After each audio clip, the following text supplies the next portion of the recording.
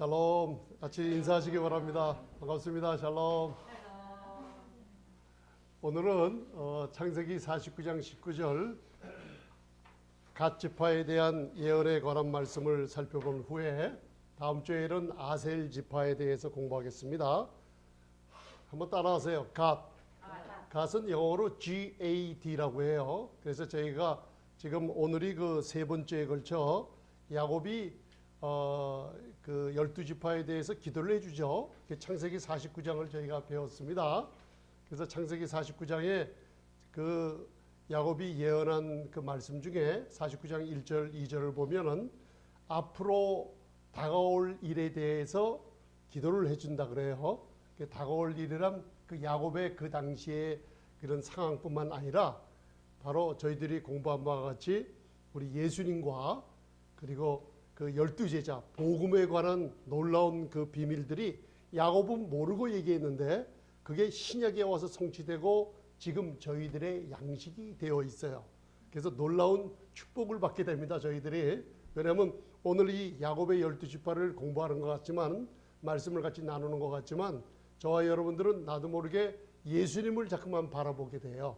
그러면 고린도후서 3장 18절에 예수님이 지금 하늘 보좌에 계시기 때문에 고린도후서 5장 16절에 이제는 그리스도를 육체대로 알지 않고, 그죠? 그 뜻이 뭐냐면 이 땅에 계시는 주님, 이 땅에 살다가 죽으신 후 부활한 주님을 우리가 바라보지 않아요. 왜냐하면 사도 바울의 서신이라는 게 왜 제일 높이 솟아있냐면 하늘 보좌에 계신 주님의 신분이 바로 우리의 신분이라는 것을 가르쳐주기 때문에요.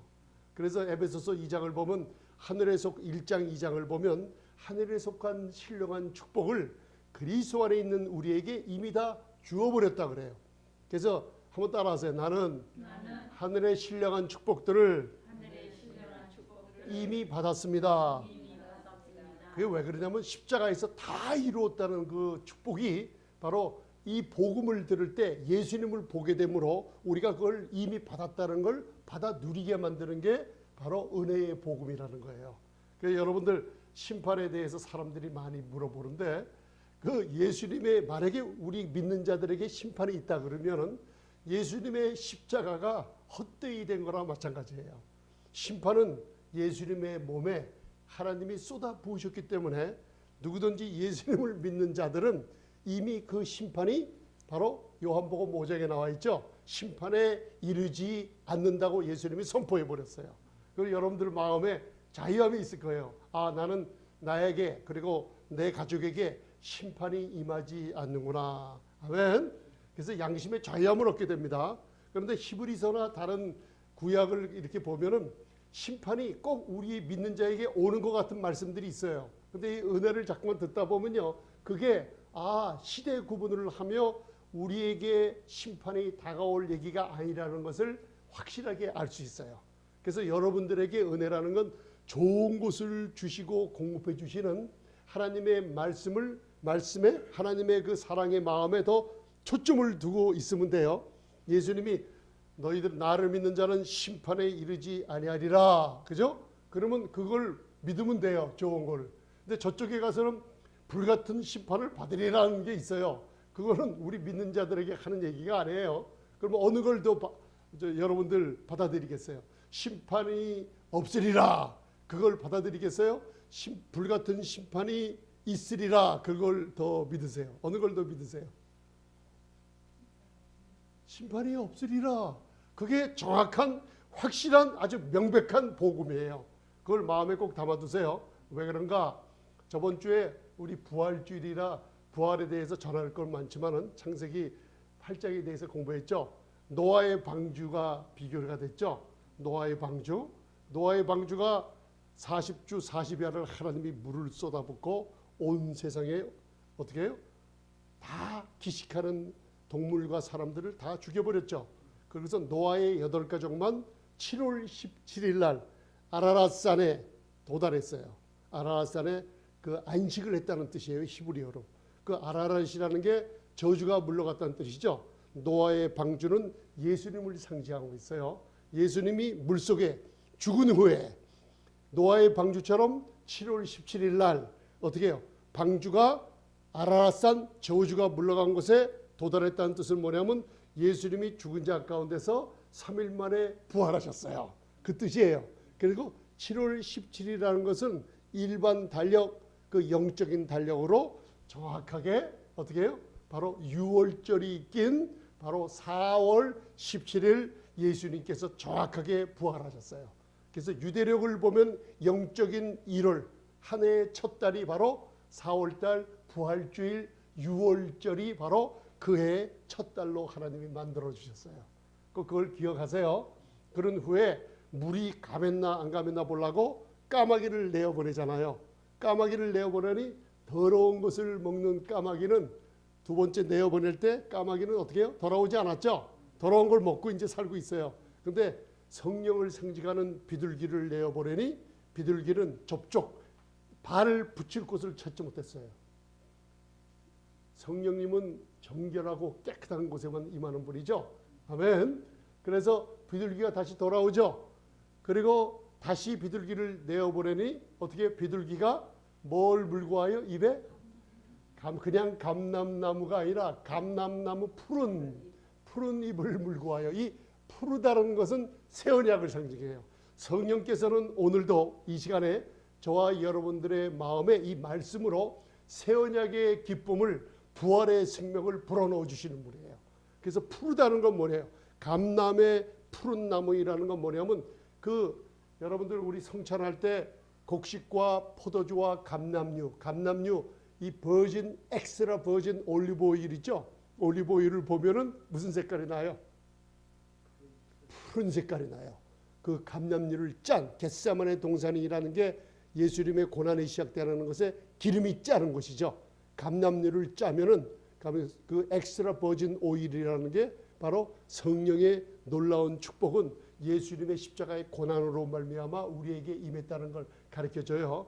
그래서 그 성령님의 역사하심이 새 언약을 우리에게 전하도록 하고 있어요. 그래서 복음의 최고 높은 수준이 로마서 16장을 보면 사도 바울이 나의 복음이라 그러죠. 왜? 예수님께 하늘 보좌에 올라가서 직접 받은 복음이에요. 그래서 모든 복음의 중심되는 모든 것은 어떻게 해요? 사도 바울의 놀라운 그 복음서까지 우리가 마지막에 결론을 내야 될 줄 믿습니다. 그래서 계시록을 보면은 여러분들 놀라운 게 있어요. 하나님의 보좌의 신분이 바로 그리스도 안에 있는 우리의 신분이에요. 보좌 주위에 무지개가 펼쳐 있어요. 무지개 색깔이 무슨 색깔이에요? 희한하죠. 녹색의 무지개가 둘러 있어요. 그 왜냐? 바로 예수님의 죽음과 부활 후에 모든 믿는 자들에게 심판이 없다는 무지개를 우리에게 보여주고 있는 거예요. 그리고 계시록 10장을 바라보면은 심센 천사가 땅으로 내려와서 작은 책을 띄고 있죠. 이 작은 책이라는 게 뭐냐? 새 언약을 전하는 그 메신저들, 요새 목사님들을 상징하기도 하고 그리고 예수님을 상징하기도 하고 천사들을 상징하기도 하는 거예요. 아멘. 그래서 그 천사 여러분들 머리 위에 어떤 무지개가 둥그런 무지개가 있냐면 바로 녹색의 무지개가 들려 있어요. 하나님은 여러분들 안 보인다고 안 보이는 게 아니에요. 이미 하나님의 자녀들 머리 위에 녹색 무지개관을 들려 씌워줬어요. 할렐루야. 그럼 여러분들 녹색 무지개는 뭘 상징해요? 노아의 홍수가 끝난 후에 하나님이 다시는 너희에게 물과 같은 심판을 내리지 아니하리라. 이사야서 53장 예수님의 죽으심과 부활, 메시아의 죽으심과 부활 후에 이사야서 54장에 뭘 약속해요? 다시는 노아의 홍수같이 너희에게 노하거나 심판을 내리지 아니하리라. 아멘. 그래서 이때 마지막 세대라고 종말론을 많이 가르치는 사람들이 심판을 얘기하면서 성도들에게 두려움을 주고 있어요. 그러나 그건 잘못된 복음이에요. 아멘. 우리에게는 심판이 임하지 않습니다. 그 마음에 담아주세요. 이 양심의 자유함이 있을 때 여러분들 삶 속에 놀라운 축복을 가져다 줍니다. 자, 심판이 없다 그러면 내 마음이 편해요? 아주 괴로워요? 우리 자녀들이 나쁜 짓을 하다가 큰일을 문제를 만들어갖고 집에 들어가면 부모님에게 얻어맞고 꾸중들을 생각하면 마음이 괴로운데 그래도 우리 부모님은 내가 잘못해도 항상 나를 사랑하셔. 그 마음으로 들어가면 자녀들이 아주 기쁜 아이들이 되고 다시는 또 범죄치 아니하는 귀한 시민들이 되는 놀라운 능력들이 있어요. 아멘. 심판이 없다는 이 마음은 여러분들 뭘 갖다 주는지 아세요? 성경 66권에 하나님이 주시는 놀라운 축복을 가져다 주시는 거예요. 목사님 나 그거 잘 느끼지 못하겠는데 아니에요. 심판이 없다는 건요, 내 양심과 내 마음과 내 생각에 한번 따라하세요. 정죄함을 없애어줍니다. 이 세상 사람들이 죄 때문에 죽는 게 아니고 정죄함으로 죽어가고 있어요. 뭔가 마음에 과거에 현재 앞으로 당할 이 정죄함, 사람들의 소리를 듣고 어떤 충격적인 이 뇌리에 있는 이 정죄함 때문에 사람들이 죽고 있는데 이 예수님의 보혈만이, 이 복음만이 그 정죄함을 없애주겠다고 요한복음 8장 10절 11절에 얘기하고 있어요. 여러분들 승리할 수 있는 이 삶의 비결이 뭐예요? 결코 정죄함이 없다는 이 복음을 들을수록 여러분들 정죄함이 없고 뭐예요? 심판이 없다는 이 마음의 평강과 축복은요, 여러분들 자녀애들 가정에게 무엇을 하든지 항상 하나님의 축복을 갖다 주고 병도 치유받고 건강하게 되는 열쇠인 줄 믿습니다. 자, 그럼 제가 한번 물어볼게요. 12지파 중에 제일 큰 아들이 누구예요? 누구예요? 루벤이 무슨 뜻이라 그랬어요? 한번 아들을 보라. 할렐루야. 벤이라는 게 히브리어로 아들이라는 뜻이에요. 루는 보다는 뜻이에요. 아들을 보라. 그러니까 지금 예수님을 문제가 있을 때마다 바라보면 어떻게 돼요? 모든 문제는 풀려요. 그래서 여러분들 앞으로 이제 저와 여러분들이 제자에 관해서 배울 텐데 이 솔직히 성경을 보면은 우리 세대에는 제자라는 말을 사용할 수가 없게 돼 있어요. 근데 사람들이 막 제자도를 가리키면서 그 사복음서를 들춰가지고 네 자신을 나를 따르려고 그런 너 자신을 부인하고 네 십자가를 지고 나를 따르지 아니하거나 뭐 다 버리라 그러죠. 그거는 여러분들 예수님의 죽음과 부활 전의 얘기예요. 한번 제가 물어볼게요. 여러분들이 예수님을 믿으세요? 아멘. 성령님이 어디 계세요? 확실하게 알아두세요. 이 성령님이 들어왔다 날아가세요? 안 해요. 요한복음 14장에 예수님이 분명히 말씀하시기를 이 성령은 믿는 자들, 우리가 실수했다고 성령이 떠난다. 안 해요, 여러분들. 성령님이 근심하고 계실 뿐이지 절대로 안 떠납니다. 그렇기 때문에 저와 여러분들은 아름다운 성전인 거 확신하세요. 아멘. 꼭 믿으세요. 예, 이게 굉장히 중요한 거예요. 많은 분들이, 크리스찬의 많은 분들이 내가 구원받았는지 안 받았는지 대부분 사람들이 몰라요. 그것도 무슨 일이 있는지 아세요?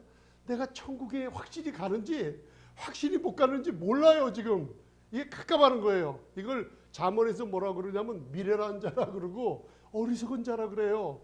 여러분들은 그런 미련한 자가 아니죠. 하나님의 지혜로운 아들과 딸들입니다. 아멘.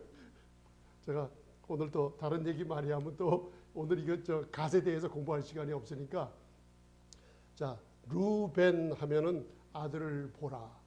그래서 그 첫 장자가 루벤이죠, 첫 아들이.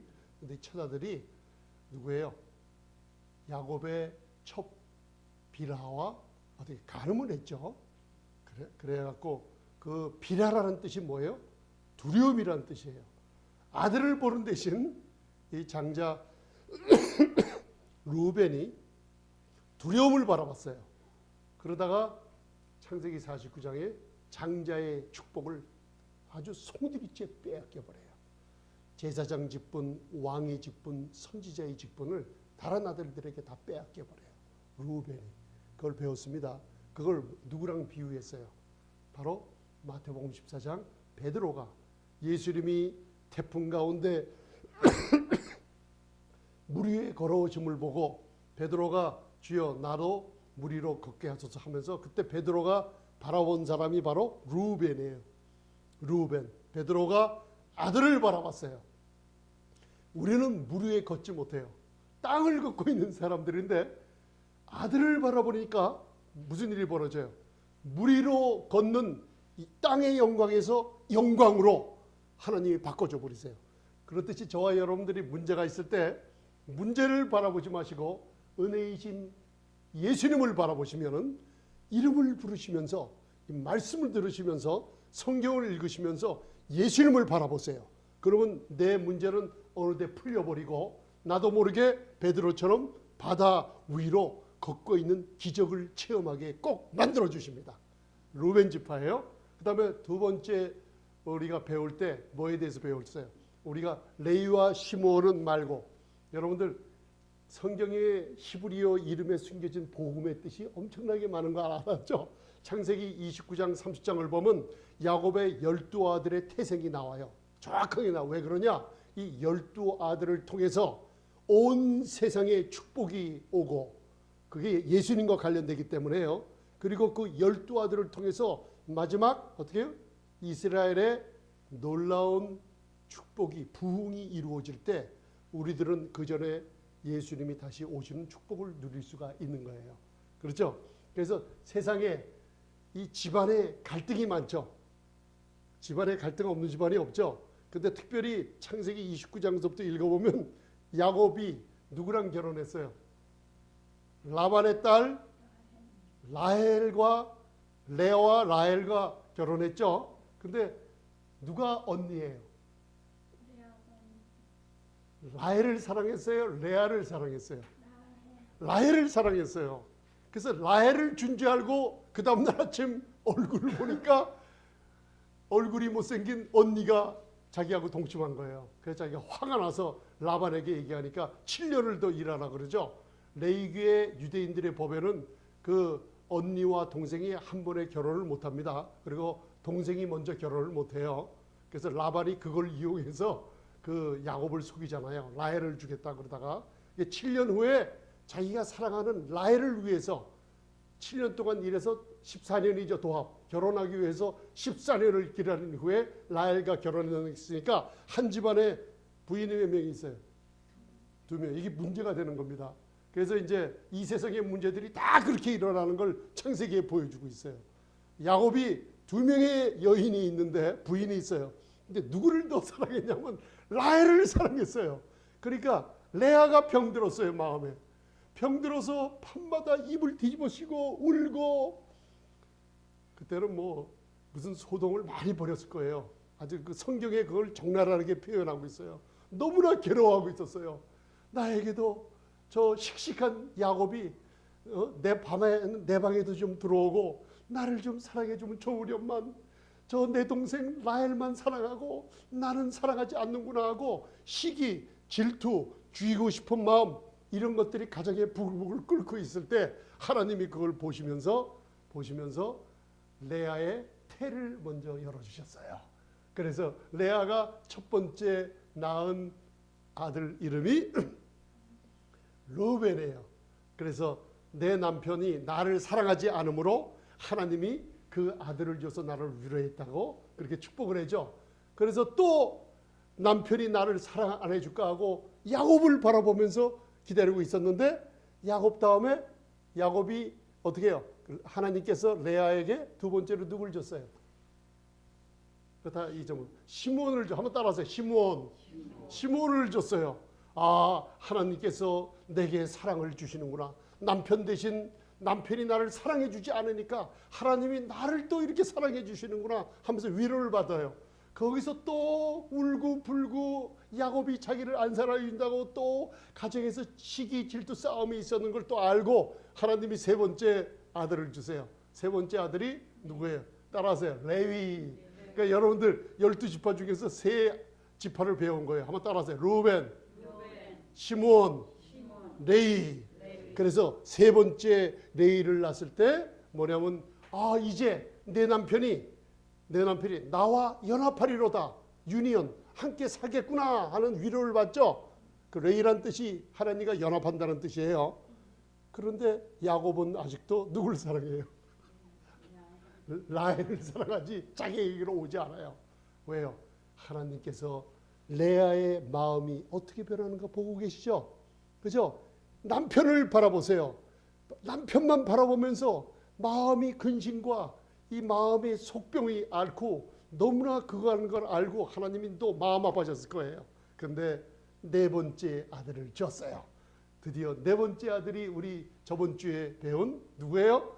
유다. 실로가 오시기까지, 우리에게 피스 샬롬을 주는 그 평강의 왕이 오실 때까지 유다의 지파에서 홀이 떠나지 아니하며, 유다의 지파는 사자의 지파라고 창세기 49장 8절부터 12절까지 예언을 하면서 유다가 몇 번째? 네 번째 태어나죠. 유다의 뜻이 뭐라 그랬어요? Praise Lord, 주님께 찬송하리라는 뜻이에요. 할렐루야. 그런데 잘 보세요. 레아가 네 번째 아들 누구를 얻었어요? 유다. 한번 따라하세요. 예후다. 히브리어예요. 유다의 히브리어가 예후다예요. 하나님을 찬송하리로다. 그래서 네 번째 아들을 낳았을 때 레아가 야곱을 바라보지 않고 네 번째 아들을 낳았을 때 드디어 하나님을 바라봤어요. 하나님을 바라보고 나니까 나중에 라헬도 죽고 레아가 죽었을 때 레아는 야곱과 같은 묘실에 묻히는 놀라운 축복을 받게 됐어요. 그래서 여러분들이 무슨 일이 있을 때 여러분들 사람을 바라보고 의사진단이 여러분 암병에 걸려서 이거 안 되겠는데요, 아니면 여러분들 재정적으로나 우리 자녀들의 문제가 있거나 그럴 때 그 문제나 사람이나 여러분들 그 변호사나 의사를 쳐다보지 말고 하나님은 기다리세요. 네 번째 아들 예후다, 유다가 태어났을 때 주님께 찬송하고 기쁜 마음으로 주님께 감사히 찬송할 때 하나님은 모든 문제를 다 어떻게 치유해 주시고 바꿔주시는 하나님인 것을 유다의 지파를 통해 배웠어요. 아멘. 이제 배웠죠? 놀라운 그 복음의 예언이 있죠. 나중에 시간 나면 계시록 제가 5장의 유다 지파에 관해서 말씀을 전할 때가 있을 거예요. 아멘. 그 다음 또 여러분들 기억나는 게 뭐예요? 그 예수님의 사복음서와 제 아름다운 제자들의 복음조라는 소식을 스불론 지파, 납달리 지파를 통해서 배웠어요. 아멘. 다는 다섯 번째 아들이에요. 그죠? 그런데 야곱이 12아들을 축복해 줄 때 다섯 번째 아들 단을 순서대로 축복해 줘야 되는데 다섯 번째 아들을 축복 안 해주고 10번째 율법을 상징하는 10번째 스불론을 다섯 번째에다 집어넣었어요. 스불론이라는 뜻이 창세기 49장 13절에 있죠. 그게 뭐예요? 스불론은, 왜 스불론을 다섯 번 은혜의 자리 다섯 번째에다 넣어서 야곱으로 하여금 예언을 하게 만들었나? 하나님께서는요, 성경 66권에 가장 사랑하시는 아들 예수님께 초청을 맞추시고 그 예수님을 우리가 성경에서 찾으면 그 축복을 우리 것으로 만들어 주기 때문에 하나님께서 다른 아들들을 다 제치고 스불론을 다섯 번째 자리에 단 대신에 단은 빼버리고 다섯 번째 자리에 따라서 스불론을 집어넣었어요. 그래서 창세기 49장 13절에 스불론에 관한 예언은 뭐라 그랬어요? 스불론은 해변에 거하리니. 아멘. 그래서 여러분들 나중에 그 지도를 바라보면 갈릴리 호수를 끼고 있는 지파가 따라서 납달리. 그 납달리 지파 밑에가 따라서 스불론. 해변에 거하리니. 어느 지파가? 스불론 지파가. 그래서 스불론 땅에 누가 있어요? 나사렛 동네가 있어요. 예수님이 30년 동안 공생이 시작하기 전에 자라신 곳이 바로 어디? 나사렛. 그래서 여러분들 귀신을 쫓거나 병자를 고칠 때 나사렛 예수 이름으로 명하노니 사탄아 떠나가라 할 때요, 귀신들이 무서워하며 떠나가는 그 체험을 많이 하셨을 줄 믿습니다. 아멘. 병든 자들을 위해서 기도할 때 나사렛 예수의 이름으로 명하노니 이 병은 고침받을지어다 하면요, 그 병이 놀랍게 고침을 받는 역사가 있습니다. 그래서 스불론은 해변에 거하리니. 근데 지도상으로 보면 스불론은 납달리 밑에 이렇게 붙어 있는 것 같지만은 성경 마태복음 4장 13절부터 16절을 보면은 뭐라 그러냐면 스불론 땅과 납달리 땅이여 축복을 받았다 그러죠.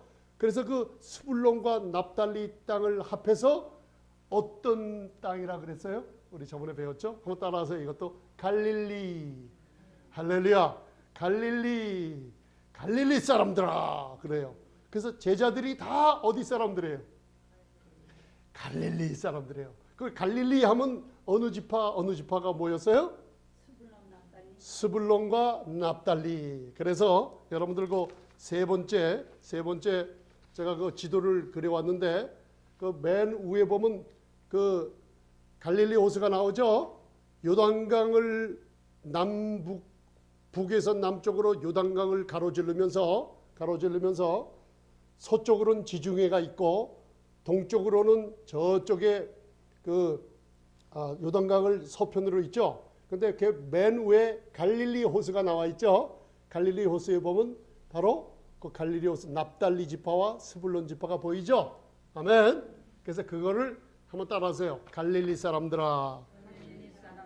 사도행전 1장 9절로부터 11절에 예수님이 부활하신 후에 40일 동안 이 땅에 계시다가 마지막에 제자들이 보는 감람산 위에서 하늘로 그대로 올라가실 때 제자들이 어떻게 예수님이 어떻게 나의 주님이 올라가시나 다 쳐다보고 있었죠.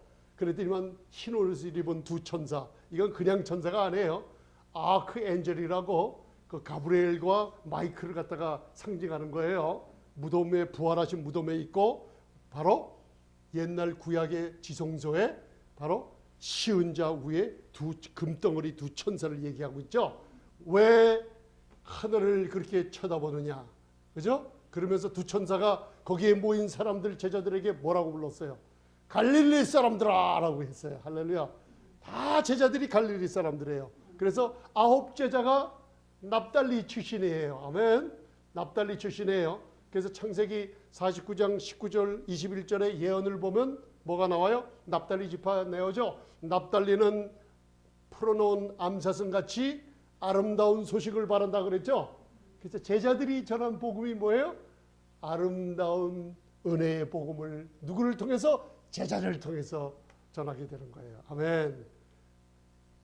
여러분들이 지도를 보시니까 좀 이게 생각이 나시죠? 그러니까 납달리 지파에서 9지파가 났죠. 그 다음에 스불론 지파에서 바로 세베대의 아들 야고보와 요한이 태어났어요. 그래서 사도행전 1장에 죽은 가룟 유다 대신 어떻게 해요? 마띠아를 뽑죠. 마띠아가 또 어디 사람이냐면 갈릴리 사람이에요. 아멘. 그래서 여러분들 그 스불론과 납달리에 대한 예언을 바라보면서 복음은 여러분들이 무슨 복음을 들어야 돼요? 좋은 소식을 들어야 될 줄 믿습니다. 아름다운 말을 하세요. 아멘. 이 전하는 사람이나 말하는 사람이 우리들에게 율법은 우리에게 요구를 하고 뭘 해라, 이것 해라 하지만 은혜는 전능하신 아버지께서 내가 너에게 주마, 내가 너에게 공급해 주마, 놀라운 사랑과 은혜를 받아 누리시기 바랍니다. 그래서 은혜는 따라하세요. 은혜는 받는 겁니다. 은혜는 뭐 하는 거라고요? 받겠어요? 안 받겠어요? 받아요? 할렐루야. 기도하세요. 아버지 하나님, 저와 우리 가족들은, 우리 교회는, 우리 목사님들은, 우리 사모님은, 우리 사랑하는 자녀들은 이 세상에서 아버지 하나님 은혜의 공급을 최고로 아버지께 많이 받는 사람들이 되겠습니다. 아멘. 지금 한번 해보세요. 최고로 많이 받는 사람. 많이 받는 사람, 최고로 많이 받는 사람. 아멘. 그게 은혜예요. 또 뭐예요? 사랑은? 은혜는 받는 거고 사랑은 주는 거. 아멘. 사랑은 주는 거. 여러분들 꼭 기억하세요. 은혜를 많이 받은 사람이 그 축복을 받아서 할렐루야 많은 사람들에게 나눠주는 좋은 사람이 될 줄 믿습니다. 믿음은 여러분들 받아 누리는 게 믿음입니다. 할렐루야. 믿음이라는 게 어려운 게 믿음이 아니에요. 공급을 많이 받은 사람들이 이 사랑을 남들에게 전해줌으로 믿음의 사람이라는 걸 성령께서 증거해 줄 줄 믿습니다. 자, 이제 오늘은 갓집파인데 오늘 창세기 49장 19절을 읽으세요. 거기에 이제 갓집파에 대한 예언이 나와 있습니다. 다음 주에 이제 아셀과 또 시간 남은 베냐민 지파에서 배울 텐데 여러분들 놀랍게 이 은혜의 복음 예수님에 관한 소식을 듣게 돼요.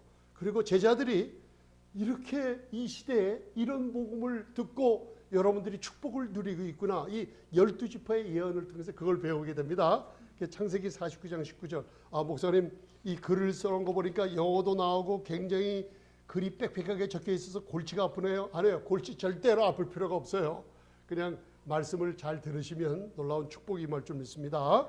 자, 창세기 49장 19절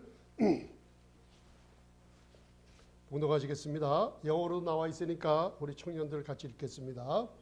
Genesis chapter 49 verse 19 시작. 갓은 군대의 박격을 받으나 도리어 그들을 축격하리로다. 아멘. 여러분들 그 사람들에게 약속을 줄 때 참 이런 예언은 참 이상한 예언이죠. 자녀를 불러다가 우리가 축복을 해줄 때, 야, 넌 처음에는 아주 저주를 받다가 나중엔 축복받을 거야. 오케이? 그런 줄 알아. 그러면 그 자녀들이 그러면 축복받을 때 내가 저주를 받더니 이게 무슨 얘기야? 그런 식의 축복이에요. 군대의 축격, 군대의 박격, 군대의 공격을 받으나 후에는 뭐예요?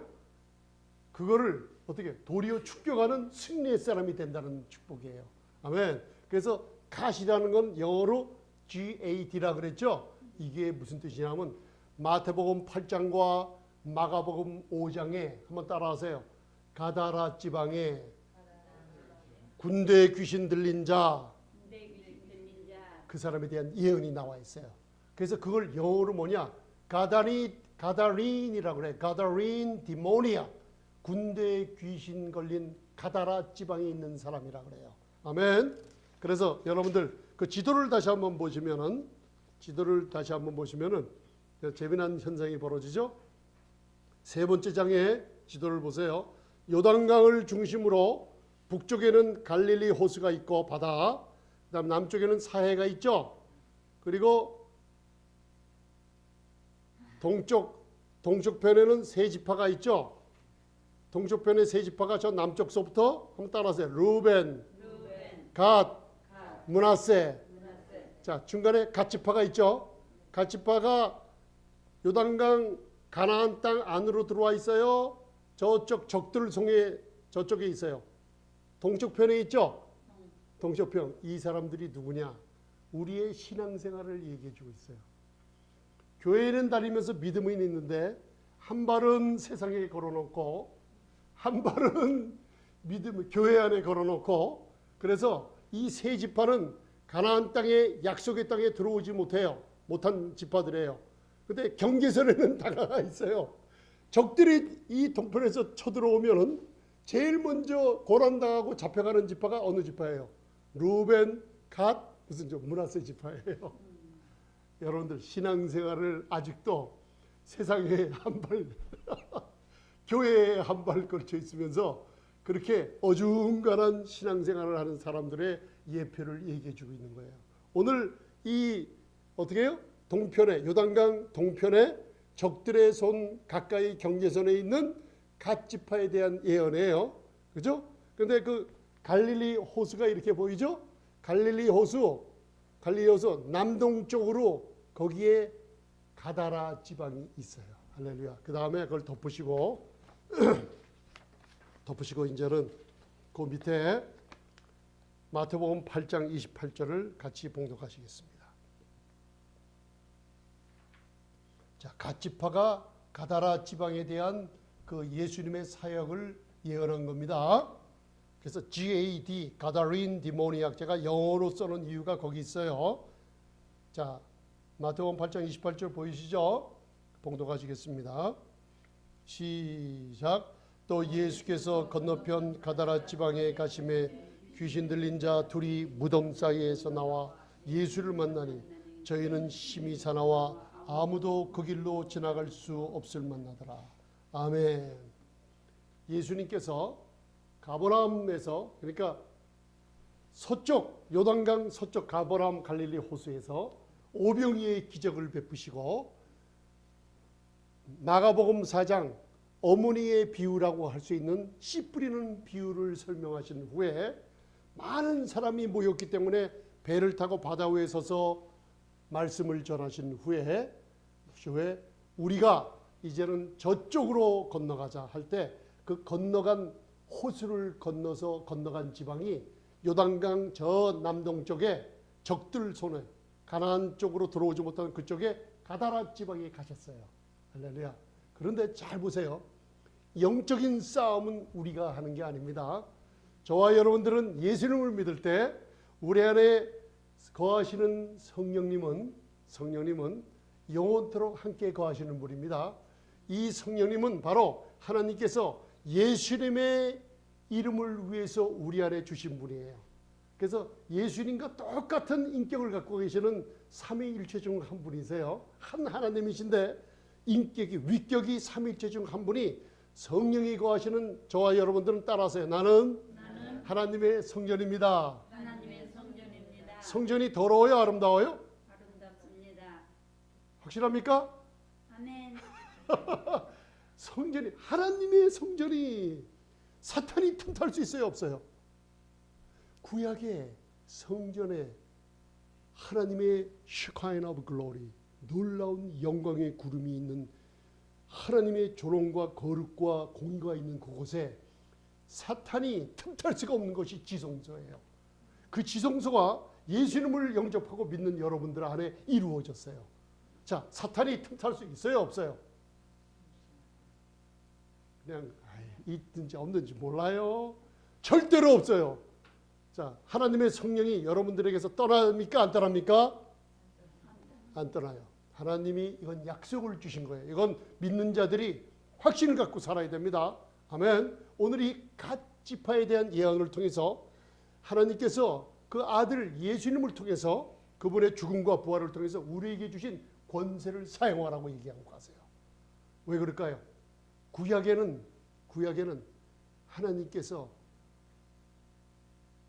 하늘과 땅의 모든 것에 충만하고 너무나 크신 분이시기에 어느 한 곳에 머물러 오시는 분이 아니에요.